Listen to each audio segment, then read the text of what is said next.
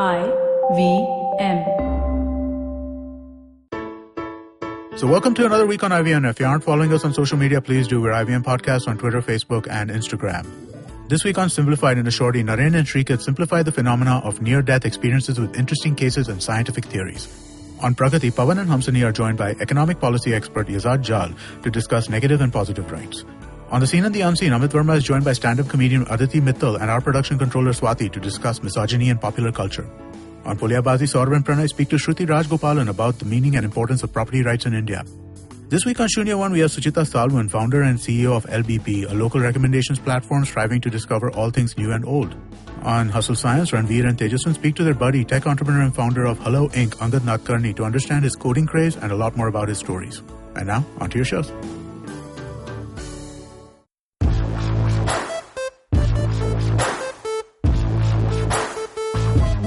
Hello and welcome to another episode of IVM Likes. My name is Abbas and with me in the studio I have two of my co-producers, co-mischief makers, I like to call them. We have Surbhi. Hey, what's up? And we have Janam. Hi. And in the second half of the show, we'll be joined by our graphic designer, Alika. And before that, on the first half, we shall be recommending stuff. As you know, every week on IVM Likes, the staff recommends pop culture that they have loved. And they want you also to love it. So we recommend it to you. And speaking of love, in the second half of this show, we shall see that segue, guys. That's how you segue from one to the other. It's beautiful. On the second half, we'll be talking about toxic relationships in pop culture. People who should not be seeing each other but are seeing each other, or should be seeing each other but are not in pop culture. We're going to talk about that. Alika is going to join us for that. But before that, we shall kick off with our recommendations. So let's start with you, Surbhi. What do you have for us today? Okay, today actually, so I saw this movie last weekend because I was feeling like super, you can say, low. Yeah. He didn't call, huh? Yeah. Oh, okay. Yeah, he never calls. It's a Zomato guy. Okay, but it gave us a recommendation. Yeah. So what? Yes. What Okay. film? So I found this movie. I think it was on Netflix. It's called The Last 5 Years. Okay. Which is a musical turned into a movie. So like it was a musical first, and then they made a movie out of it, starring Anna Kendrick and Jeremy Jordan, and it is very nice. So I don't know. But it's a little heartbreaking. It'll make you cry because I sure cried a lot. I went back to several scenes and cried again. But the best part of this movie is it starts with a spoiler. Okay. Like it tells you what's going to happen. It tells you. So it starts with Anna Kendrick in a room. And she's crying after a breakup, after she basically crying like the end of the relationship, and that's when, and then it takes then they take it from there about how their affair was and how the whole thing ended up, like how this whole thing happened. Yeah, basically, it sounds similar to the structure of 500 Days of Summer. Like it starts off with, that's how the movie starts, right? Like they show like the relationship's already ending, and then they go back to all the 500 days. Yeah, that's true. And you'd think that knowing the ending would spoil the movie, but it doesn't at all. Okay. Like instead of trying to figure out what happens, every time you're trying to figure out how it happened, and it's just like a great story. Okay. So I would recommend you guys to watch this movie. It's called The Last 5 Years, and it'll make you cry. So get a room and some tissues. And That doesn't sound good. Is the music of this film like really catchy? Yeah, it's not. The soundtrack's obviously amazing. It's a musical, so it has to be amazing. And Anna Kendrick has she's been singing since she was 12. Right. She has a Tony Award on her name, and Jeremy Jordan is also like a great singer and an actor. So it's just like it's all good things in one movie. You should watch it. You're totally smitten by this. Yeah. What's it called again? The Last 5 Years. All right. So that was Surbhi's recommendation of a movie. I'll go next. I am recommending a band today. Has anyone on this table heard of this band called Ghost? Nope. No? Okay. So Ghost is this hard rock / heavy metal band.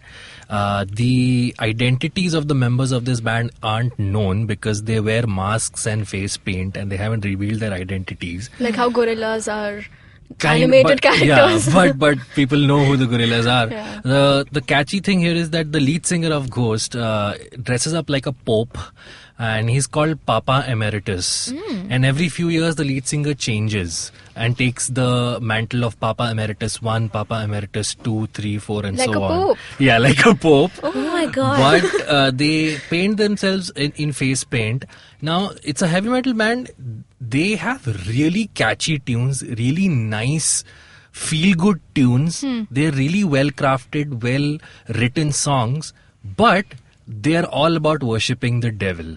And they're all about Satanism. Oh, and no. these are literally love songs written to Satan, which is to say that usually when you talk about death metal bands, their music is really brutal and violence, and the vocals are like, growling vocals. So you straight away know this is like too heavy or I won't get it. The songs Ghost Writes are really amazing melodious songs. Okay, they'll use mandolins and guitars, and the singer can really sing really well. Okay, he's not using guttural vocals. So they have a song on YouTube called He Is, which is praising Satan. But if you actually go to the comment section, a lot of people have mistaken it as a Christian song. Oh no. They think it's sung in praise of the Lord, but if you actually listen to the lyrics, it's worshipping Satan, and it's literally a love song by the singer about how Satan is the only hope that he sees in life. So it's I kind of see it as like, you know how the Addams Family was, that it was violent, but it was never gory. So you will have a severed hand and you will have ghosts, but it was never like cringy for you when you saw the Addams Family. So Ghost is like that. If you want to delve into Satanism and occult and horror, but you don't want to feel like you're doing something wrong, listen to Ghost. They'll make you feel good about the tunes, but at the same time you start worshipping Satan. So that's my check out their new album. It's out this year, but I'd say check out all the music from them. The band is simply called Ghost. And what is that album called? The new one? Yeah. The new album is called Prequel, but it's Okay. spelled as Prequelle. Okay. So yeah, check it out.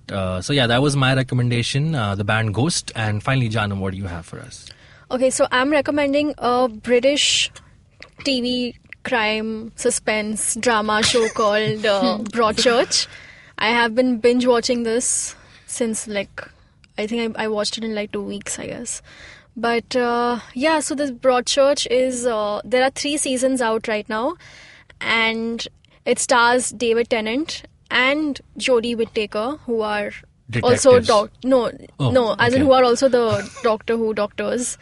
So the show is it's basically about it's a typical crime thingy. Like there's a boy, like an 11-year-old boy dies, and they're trying to figure out who's killed. The whole first season is about trying to figure out who the killer is. Okay. So the whole show is actually very beautifully shot. Like every frame is so picturesque. It's just beautiful, but at the same time, that whole picturesque vibe has like a depressing tone to it. Yeah. So that combination is very beautiful. And so when you're watching the first season, it's like, you come to know that the whole town, all the people in the town have like some secret or the other, and that like nobody's revealing everything they know. So that's what keeps the suspense going. And the whole show is very consistently paced, which is one of the things I loved about the show, because at no point you will think you'll feel like it's going really fast or like too slow. It's all very consistent. And another beautiful thing about the show is the music. The soundtrack is provided by this Icelandic musician called Ólafur Arnalds. So Is he one of the members of CO Ross? I think so, yeah. Oh, okay. Yeah. I think I read that somewhere. I'm not sure. Yeah, he's associated with the likes of ambient post-rockish thing. So yeah. So is it every season a new case? So season 1 has a case. Season 2 is like the repercussions of what happens in season 1, and season 3 is a new case. All right. Okay. But they're all kind of interlinked. Like even season 3 is still linked. Like the characters from season 1 and 2 come back. Okay, And I see. It's it's on just Netflix? Yeah, it's on Netflix. 3 And how many seasons, episodes per season? 8 episodes. Oh, that's not About much. 40-45 minutes long. So that's 24 episodes. Quite Yeah. doable, yes. And is a 4th season coming up? It is. Oh, okay. Yeah. Nice. What So, does the show remind you of? Is this like... What was is this like... What's that other show? The Murder... How to Get Away with Murder? Is it like that? No, not really. This is quite different. Yeah, How to This Get is- Away with Murder is a Shonda Rhimes show, and she's all about the sass and the Yeah. being show-offy. And Whereas Russell- Broadchurch is very It's subdued. very somber, very Yeah. like, Ooh, yeah, okay, cold. Yeah. yeah. All right, so that was Janam's recommendation, and there you have it. Those were our recommendations of this week. We will quickly recap them once again. Surbhi, what did you recommend? I recommended a movie which is a musical called The Last 5 Years. I recommended the heavy metal band Ghost. And Janam, what did you recommend? I recommended Broadchurch. It's a 3-season show as of now on Netflix. All right, so we will take a small break at this point, and when we return, we shall discuss about toxic relationships in pop culture. We'll see you on the other side of this break. Ladies and gentlemen, you are about to listen to attempt number 15 to record the promo for the podcast Vartalab. Vartalab. Vartalab. Vartalab. Vartalab. All day, all night, Vartalab. Oh yeah. It's a really nice podcast, guys. It's with me and Naveen, and it has really nice stories. Yeah, people come tell their stories, ups and downs, fun times. We all cry at the end. It's like Karan Johar movie, but in 1 hour or less. Hey. Yeah, every Monday. Yeah. And we're back on IVM Likes, and in the second half, we are joined by our graphic designer Alika. Hello. And out of nowhere, we have Gaurav with us as well. Hello, guys. A wild Yep. Gaurav appeared. Surbhi just transformed into Gaurav right in front of our eyes, and now we're traumatized. And I think she's shooting us. She has the camera in our faces. Yeah. right. You mean Gaurav? Oh, okay. Now I'm confused now. I'm the most Secret photogenic. identity. But talking of being traumatized, you know what traumatizing Yeah. is? Bad relationships. Yeah. And relationships are a big part of pop culture that we consume. Yeah. And we see people in relationships, fictional characters in relationships affect us, don't they, guys? Yeah. Yeah. This is like Gaurav's favorite topic. Yeah. Relationships. So we're going to talk about some toxic relationships in pop culture, what has affected us, which relationships have, and kicking off the conversation will be Alika. What comes to your mind when we say I'm talk in the about? hot seat here. Yep. But yeah, man, these guys asked me to be on this episode and it's like, what's a toxic relationship in pop culture that you hate? And the first thing that came to my mind without a second of thinking was the Joker and Harley Quinn. That Yes. is a hot mess, people. That is the worst thing I have seen. This is why I am off DC Comics forever. But Because what specifically about the He thing is triggers so you? abusive to that poor girl Harley Quinn. Okay, so we know Harley Quinn originated in the DC animated show, right? Yeah. And she's pretty much, I'm not sure exactly what's the word, but she's kind of like a fangirl to Yeah. Joker almost. You know, before we continue this conversation, I just want to clarify something so my context is right. Right. How do you guys actually define a toxic relationship? Where it's bad for the other person, where somebody is emotionally manipulating and abusing the other person in a relationship, where the And it's power on structure purpose. is not equal. And it's on purpose. Yeah, and Yes. yet they refuse to let go. Well, in even a if it's sense. not on purpose, it can still be a toxic relationship. So I mean the person who's the victim in the toxic relationship, Yeah. if they don't have a problem with it, is it still toxic? Yes. Yes. Because they may be gaslighted or brainwashed into not knowing that there's a problem. And that's what makes it more toxic. Okay, now I can totally understand Joker and Harley Quinn, because my argument would have been like, yeah, but Harley Quinn's so chill with it. Like, is it really toxic? Isn't that relationship working in a way? no, it's Mad? I it's don't know. terrible because she is devoted to Mr. J. Right. And he treats her with complete disdain and disrespect. It is only when she is useful to him that he pays even the slightest iota of attention to her. I believe there's a point in the comics, I have not read this because it freaked me out already hearing about it, but I believe there was a point in the comics where Harley Quinn was pregnant with his child and he did not know the entire time because he paid zero attention to her. Wow. That's He very had no toxic. idea until the child was born that it was his child that she was carrying for 9 months. So I vote for Joker and Harley to never ever ever be in a room together again. Unless they're trying to kill each other, then it's okay. Would you classify Batman and Catwoman also kind of toxic? They're getting married, right? They are, yeah. I really don't know because I kind of went off DC. Okay, cool. But yeah, I do know about this. Would you consider them toxic, Abbas? Kind of, in the sense that Batman has this habit of coming back to people who he knows will break him and destroy his soul. Like, there's a reason why Joker is his nemesis, because every time he fights the Joker, he takes something out of him. And I think Catwoman is like the emotional equivalent of that, where he knows... So Batman's a masochist? Kind of, yeah, he is. Well, he dresses up as a bat in leather and goes out to fight crime. But yeah, that's a topic for discussion on another day. What about you guys, Gaurav and Jana? What do you guys think? One amazing, well, not amazing, nothing is amazing about toxic relationships, but one really great example of toxic relationships is in Parks and Rec. If any, have you guys watched Parks and Rec? Yes. Yeah. So Ron Swanson, he has 2 wives, Tammy 1 and Tammy my 2. God, yeah. Oh, right. Yeah. And both of these relationships are toxic AF. Oh my God. If you guys want to know what a toxic relationship is, I mean, there's no better example on television than Ron Swanson and both of his wives. I mean, like Both the either one. Tammys, yeah. both the Tammys. one of the wives that plays the character is also his real wife, Yeah, right? yeah. The more toxic Tammy is his real wife. Wait. The Tammy 1 or Tammy 2? I don't The remember. red-haired but- one. The redhead one, the one that The makes him librarian. into the librarian is his Yeah, real. yeah, yeah. Are you kidding me? Oh my God. Does that change your life right now? That feels weird. She's scary.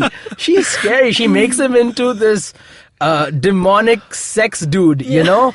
And like, you should... Okay, guys, you know what I don't want to talk about anymore? It's one of the most funny kind of gimmicks on Parks and Rec, the relationship between Ron and the Tammys. Right. And they keep coming on in the seasons.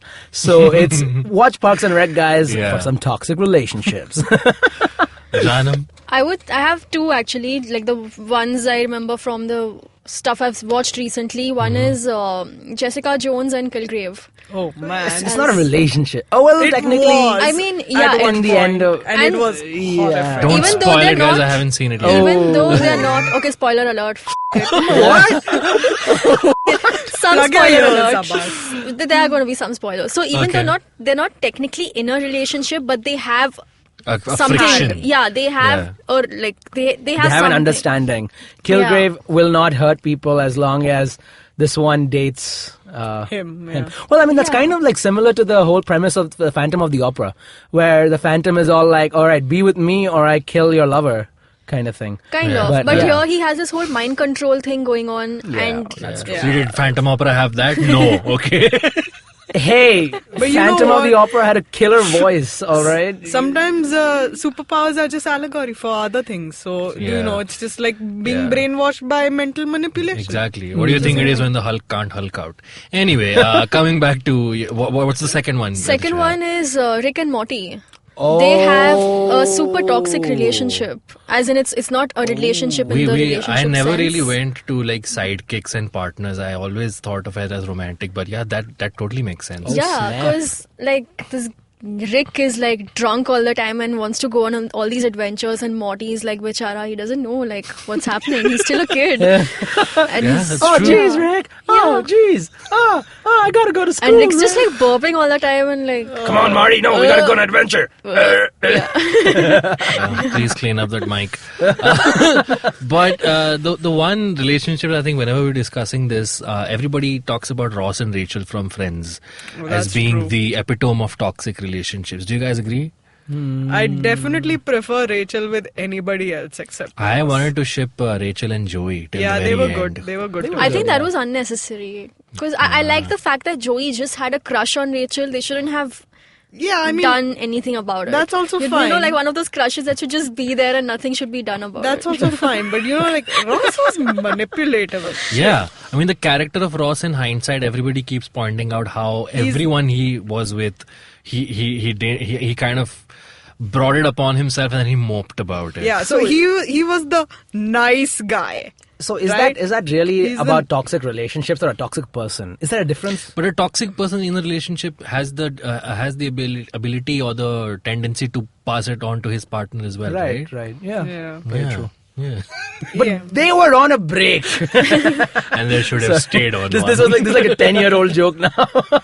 Sorry. You know, I've got a supernatural, two supernatural toxic relationships. wait, are you talking about Not about the show Supernatural, but like supernatural in its nature. One was Buffy and Angel. But I guess nobody on this table has seen Buffy. What is wrong with you people? No, I played the game. Oh, Not you've the... played the game. I have all the episodes. I still haven't watched it because they're just too many and it's intimidating. But it's totally worth your time. But yeah, in a nutshell, that's what it was like. Buffy was a vampire killer and Angel was a vampire. So never the twain shall meet. But yet they tried. Why does that make it toxic though? That's like having the vampire and the werewolf. It's okay if it works out. And it did work out for a while, but then you have to see the show to see why it Okay. didn't. And I'm sure it's there's just- some context. Yeah, I'm missing. there is a context of other characters and so on and so forth. And the second one is Voldemort and Bellatrix Lestrange. That's not That's a very supernatural. toxic relationship. Well, they're wizards, aren't they? Dark That's wizards. fantasy. That's fantasy. Get your genres right. I mean, you could say the same thing about like Snape and Harry Potter's mom then, right? Lily. Yeah. Lily. But Yeah. then they were never really in a relationship. And neither is Voldemort. They and are. They Bellatrix. have a kid. In book 8, they have a That's kid. not canon. I don't care what JK says. She can fight me on that. I do not consider the cursed child canon. It is so weird. You guys, I read that play and I was like, I may be off Harry Potter for the rest of my life. Yeah, for those of you who haven't read it, spoiler alert, Voldemort and Bellatrix get it on. I don't know how. I mean, once you say kid, there's no spoiler Again, alert about if they get it they're on or Dark not. Lords. It's not like "Hey, magic. I mean, I still think they need a different kind of wand to work that magic. Oh, no. Sorry. Okay, any other... Though Yeah, there was in Harry Potter canon, there was in fact Voldemort's parents, Merope Gaunt and Tom Riddle Sr. Actually, yes. Because she gave him a potion of a love potion. A love potion, And yeah. it was under that effect that They had the baby, she had a that baby. he was So- conceived. Yeah. So that's That is true, yes. That's a toxic relationship where Absolutely, usually yeah. the roles are mostly the men who tend to be toxic in pop culture, but here it's a bit of a role reversal. That's true. Yeah. Another one is in The Wolf of Wall Street. Leonardo Leonardo, and who Margot plays Jordan Robbie. Belfort, Yeah. and Margot Robbie, yeah. And wasn't So- that based off a real relationship that Yeah, he had? yeah. That was his actual okay. relationship with his ex-wife, and Man, this stuff is getting like really Yeah. serious right now. Yeah. Oh man, what about Adventure Time, guys? Have you guys have watched Adventure I Time? haven't. Yeah. Yeah. Where's their relationship? Am I missing something? Finn with the Fire Princess or the Princess Bubblegum. You know, like Okay, I mean, you I lost have me. watched it and I do not aren't those recall. relationship like so toxic? I mean, the first one with Princess Bubblegum, she's always kind of leading him on, being like, "You're so cute, you're my hero," and he's all like mad over like her, and like later she's like, "Bro, I'm like 10,000 years old, so like chill." So that's not a relationship. No, but then like there's and then later when he starts liking the Fire Princess from the Fire Kingdom. Flame Princess. What am I saying? Fire from that time. Flame Princess. Okay, we Okay. understand. Yeah. Flame Princess and Princess Bubblegum. Okay, Yeah, I'm yeah, totally yeah. on board. Yeah. Adventure Time is good. Buffy and Angel. Listen, okay, now you're out of the loop over here. So that time I had no idea what the hell was going on. So I mean, like over there also. I mean, okay, technically the toxic relationship because she's made out of fire and he is. I A don't bubble gum. think that So they counts. can't be together. And when no. they are, it's all destruction. Because I No. think toxic relationships not only hurting each other, it's hurting everyone around you. So it's a metaphorical toxic. Sure, but I don't. They're not together as far as I I'm know. Yeah. trying to be like super but- deep and metaphorical here. Okay. But in the end, they all have adventures, so I guess that's what matters. Hey, Adventure Time, yeah. yeah. All I right. can tell Wait, I you think a I'm missing show out. where every freaking relationship is toxic. Hello, Game of Thrones. You're weird. Oh yeah. The whole show is toxic. Why are you? I mean, I suppose you're showing this to be gritty and realistic, but oh Jesus God, that is yeah. Game of Yeah. Actually, yeah. toxicity. Take any relationship over there. Yeah. Like most of them at least, toxic. Even I sibling don't- relationships I are can't toxic. think there. of any This is relationship. the not same just as normal relationships on Game of Thrones. Jon Snow and the redhead chick. I just want to point out every single relationship on Game of Thrones is creepy, and I don't care if you like Daenerys and Khal Drogo, that was super creepy as well. It was essentially an Extremely Indian arranged underage. marriage. Yeah. And it was not in the least bit romantic, okay? I read that passage in the book and I went to throw up in my bathroom. That was so bad. I cannot believe people like that thing. Can you imagine, like, there are words that you can, like, write in a specific order that if you do that and someone reads it, they throw up? Like, hey, read this. It was so disturbing, dude. You may also have been describing the language Dothraki. Right. But yeah, so that was Game of Thrones she has strong feelings about it. What other toxic relationships can you I think one of the first shows that I binge watched was Breaking Bad. So Walter White and Jesse Pinkman had a very toxic relationship. Would I it would be say. toxic though? It was toxic. It Because affected they were them, codependent. their lives. Yeah, They were codependent. And, like, whenever Jesse Pinkman wanted to get out of it, Walter didn't allow him to get out of it because of one reason or another. And it was very selfish. And, like, if you, like, read the analysis, it's a pretty toxic relationship. Speaking of toxic relationships, which is the whole discussion Topic, we're having, I want to talk about my favorite show ever, The Office. That has a bunch of toxic relationships. Okay. You're not talking about this office, right? No. Not about the show. Okay, sorry. Continue. The Office. It's The Office. This is an office. An office. Sorry. Oh my God. Sorry. Okay. So Jan and Michael have one of the most toxic relationships on The Office, right, Janam? Yeah, because like throughout the course of whenever, like how many seasons she's there in, they have this. She has this power over him that he can't. He can't shake break it up off. with her. Yeah. he- And when he finally got the power to break up with her, what does she do? She gets pregnant. She gets breast implants, and then and then he's like, damn, nope. But she also gets pregnant later on, right? No, that was with a sperm bank baby after she broke up. After they broke Yeah, up. that totally makes it all right.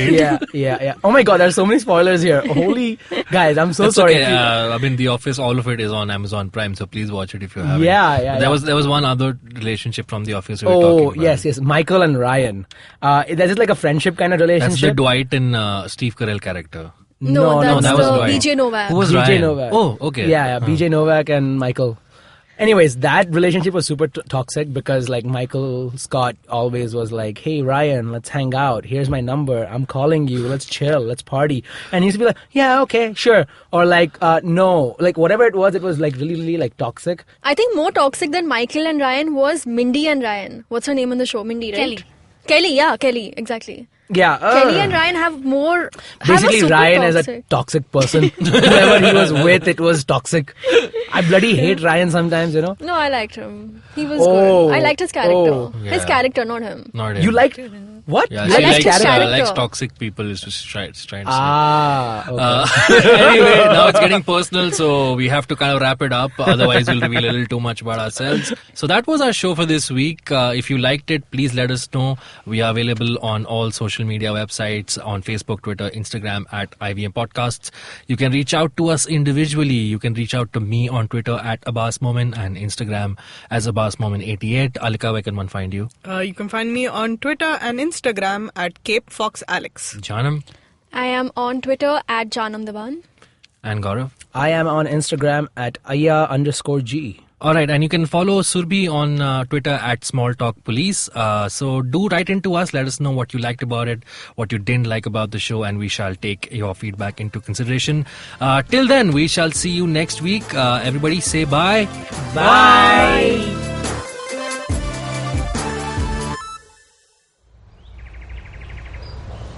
He bends down to test the warm water for his bath. He comes here to quench his thirst for a hot shower and some podcasts. You can witness how he enjoys having other people talk about cool stuff in his bathroom. Indeed, it helps him with his loneliness. You can find more of his pieces on ivmpodcast.com, your one-stop destination where you can check out the coolest Indian podcasts. Happy listening.